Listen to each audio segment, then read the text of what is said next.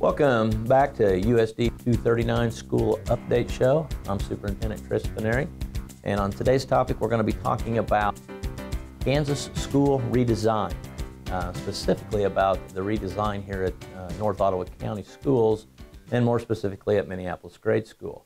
Later in my show I will have three teachers with me to discuss the redesign here at the elementary school. But before then, just a quick update of why Kansas is looking at a redesign and how this came about for our school to be a part of this. Last spring, early summer, our state commissioner and the Kansas State Board of Education and the Kansas State Department of Ed asked schools school districts if they would be interested in being a pilot school for their new Kansas redesign program. And so we filled out an application, and we are one of those schools. There are 7 schools that are considered Mercury schools. We are considered a Gemini school because the theme is shooting for the moon. And so once again, we are a Gemini school, so we are in the process of redesigning what we do here at North Ottawa County Schools. But I think it's important that we understand the why. Why are we doing this? What are we going to do? But I will say that part of the why is this: 65% of today's school's children will eventually be employed in jobs that have yet to be created. And that's according to the U.S. Department of Labor report. So as we understand this why, the Georgetown Institute policy also tells us that 36% of jobs by 2020 in Kansas will require a master's degree or a bachelor's degree, a 4-year degree. 35% of jobs in Kansas will require at least a technical job or an associate's degree, a technical skill or an associate's degree, and then 29% will require, just a high school diploma. And so when you look at that 29% of high school diploma, that tells us that we only have about 3 out of 10 kids can go ahead and not go on and do anything. And so it's important that we make sure that all of our students go on and try to receive at least an associate's degree or a technical degree. If you look back at the data for 1994, just 25 years ago or so, it was 44% of the jobs required only a high school degree. So that margin of just getting a high school diploma is getting less and less across Kansas, across the United States. So it is important that we continue to push our students to at least go on to some post-secondary education and or the military. So it's extremely important that we continue to look that way. Another why is, as you take a look at this chart I have here, you take a look at the 5 largest companies. And looking at these 5 largest companies, you can see that in 2007, they weren't just software companies. You look at 2017, just a year ago, where we were, they're all basically computer companies, anything to do with software, social media. So that's the direction that the job markets are going. You take a look at 2027 with bio and nano, and that's really all technology. And so the job market's changing. So we in schools, we have to change as well. So what do we think it takes for our students to be able to have the skills necessary to compete in this 21st century with technology coming out and just more and more and more technology? We believe that there are skills that students need to know, and if you take a look at this here, you'll see the skills that we believe that are important for our students to know, and some of that is complex problem-solving skills, creativity, critical thinking, people management skills, cooperations with others. There's so many skills that sometimes aren't taught in schools, and so we feel like in order for our students to be able to compete when they graduate, these are some skills that our students are going to need to know. These are our skills that the job market has said what are the most important for kids to come out of school having so they can be competitive. And so with all that in mind, the why are we moving this way? It's not the same jobs that are available for when you and I, or even our parents and our grandparents, when they came out of school, they could go get.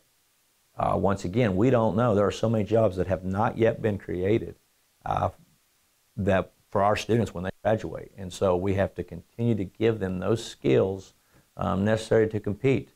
And so when I come back with the second half of our show, I will have 3 teachers with me, and we will talk about project-based learning, a learning style that will continue to incorporate the important aspects that students need to know to continue to thrive in school, but it'll give them the aspects of the skills that are necessary to compete in the workforce today. So thank you, and I'll be right back.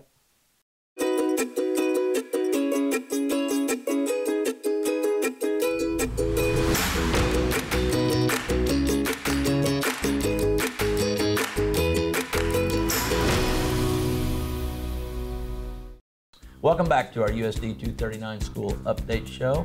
I'm with Mr. Curtis Noon and Ms. Dina Allison, 2 fifth grade teachers here in our school district, and we're here to discuss project-based learning along with our school redesign. And so feel free, just both of you can talk about the same answers if you want, same questions. But the first question I have, why do you think we need to teach students different today than we did 10 years ago? Either one of you. I think that the changes have been made due to the vastly expanding use of technology and how technology has just basically changed our entire world.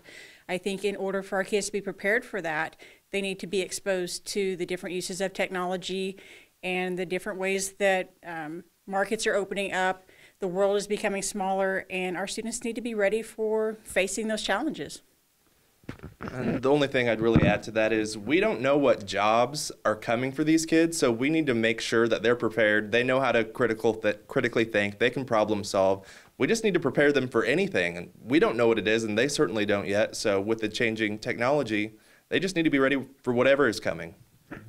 Thank you. So what are we going to do different to prepare our students for this unknown job market? We're going to do project-based learning. Get them their hands on things. We want them to be producing high quality work. Mrs. Allison?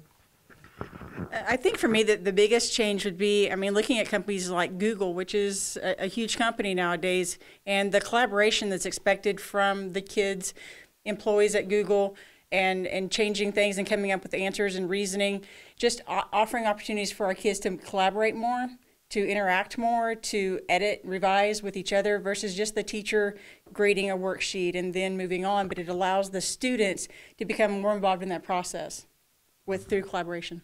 Okay, so you two, along with Ms. Logan, our other fifth grade teacher, you guys have had training with project-based learning. You were the 3 teachers here at the elementary that we sent for training.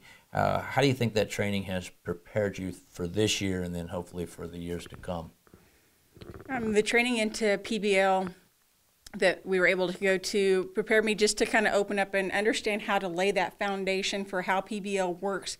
High fidelity, what do the lesson plans look like? What does the system look like? What are the kids doing? What am I doing? What are the changes I need to make to ensure that the lessons are reaching that level of kids learning how to investigate and collaborate and do those different things that PBL is requiring of them? Yeah, and we actually went to Ohio and were trained by the Buck Institute of Education. And some of the major key points I took for that was we need kids working with experts. So we have people from the community coming out and the kids are presenting to them. That way it's not just the teachers and it's not just the kids in the class, it's other people, and then the quality of their work skyrockets when they know, hey, real people are seeing this, because kids don't think teachers are real people. And the other thing is we always do a project launch with whatever the project is, and it just gets kids really excited. It's an exciting activity that gets them pumped. It might be a field trip, it might be just a fun activity, but it gets them ready to work. So I'm going to add to this question here. I know you guys went down to the river, and that was part of a project-based class. Is that one that was our project launch. We took a field trip to the river, and it's a water quality project, and we actually had a life filter water bottle, and I scooped up river water and I pretended like, oh, I just forgot it was my water bottle, and drank the nasty water that was filtered. Some kids knew what was going on. Some were like really concerned for my health, and it just really got their attention that like, okay, why can't we drink river water? What's in there? What's going on? Well, that's good. And you were able to work with one of our city employees, Brian Bowles, I think his name is, said you worked with him. Did he come into school and work with you guys? We actually took a field trip down to the city water treatment plant and rotated through all their system. They've been in once because they come in monthly and test the water here at the school, and they did that test with our students. And at the end of the year, the end goal of this project is our students in groups are going to build water filters. They're going to make a presentation, and they're going to have to present it to the city water guys, and they're actually going to test their water to see who did the best job of filtering the water. Oh, well, great. So along with project-based learning, we are one of those schools, as I mentioned in our earlier segment about being a Gemini school, and so we're looking at redesigning our school in a little bit, making it look a little different. What else are we doing with the redesign? Well, one thing I'm really excited about coming up is co-teaching, which means all our teachers on a grade level are going to be working together. And it just really shows kids that teachers can work cooperatively together, because we ask kids all the time to get in groups and work together, but that's never modeled for them. And it also lets the teachers teach to their strengths. Mrs. Allison is a fantastic math teacher, so she's going to take the lead role in our 5th grade math. And it's not like she's going to be the only math teacher. Mrs. Logan and myself will be in there too. But she's going to be the point person, and then we're going to jump in and add as we go. And it also just has more expert eyes in the classroom of saying, hey, my back's turned at the board writing a problem down. Billy's not at the back of the room shooting spit wads. And it's just great for all across the board. I think one of the things I'm most excited about is it offers opportunities for kids to be learning on their level. If with 3 of us in the room, if you can have an enhancement group for kids who already have the concepts and want to move on to some higher level skills in that same concept, and then you can have a group of kids that are just right on level working through the material, and then you can have a reteach group. So I think it allows those opportunities without relying on para support walking in the classroom. So for me, that's an exciting avenue to have, to know that that can always be possible, every subject all day long. That's good. I think one of the concerns that we might hear would be, you're going to put all 45 kids in the same classroom. Can we explain that that's not really going to happen the entire time, with that we have thoughts of, we have 3 classrooms still, and how will that look? I don't know that we've completely worked out the schedule yet. We're going to start small. We're going to start with just a couple of classes and kind of see how that dynamics works out, so that we can best facilitate for the kids and what they need. So we're going to start out with just like meeting together for math. And then we'll kind of see, again, where the needs fall and where they lie. We won't always be in the same room. We'll still have tier kids getting their minutes and things like that that are specified for them. So that's what I know. Yeah, and there'll be a lot of movement. Ideally, we hope for doorways between classrooms, so we have the opportunity for that movement. So it'll be a little bit of one bigger classroom with another classroom off to the side. So when we do need to break up for some of the smaller group work, because we know if we just left 45 kids in a room all day, we know it's going to be chaos. But we have put all our students in each of our 3 classrooms, and they do fit. It's a little bit tight, but we have enough table space for them to get in there and work. Well, I think the exciting part about this is the 5th grade class, the starting of the 4th 9 weeks, are going to pilot what we're going to be doing next year. And so they're going to have an opportunity to work out some of the kinks for the rest of the staff. We plan on sending the rest of the staff to project-based training this summer. And then our 5th grade teachers, these 2 and Mrs. Logan, they're going to get a chance to go back to Columbus again for what's called Project-Based Learning 201. So they're going to get a second part of project-based learning, get further trained into this.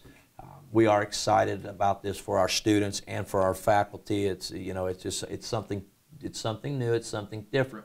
But I think the thing that we remember is students are still going to learn how to read and write and do the math, and they have to understand content before they can do the projects, and that's a big piece of this.